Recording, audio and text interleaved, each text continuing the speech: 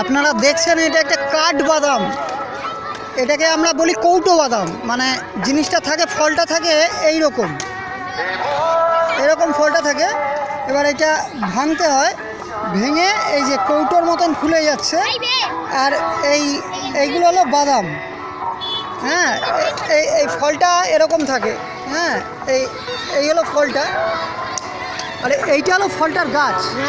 এই সামনে হলো ফলটার গাছটা, আর এইটা হলো আপনার কৌটো বাদাম। হ্যাঁ, তোর इसको একটা খা।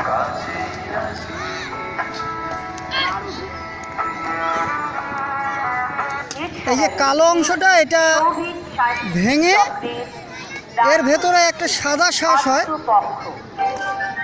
ওই সাদা অংশটা খাওয়া হয়। এটা মানে হাই ভিটামিন, হ্যাঁ হাই ভিটামিন অ্যান্ড প্রোটিন।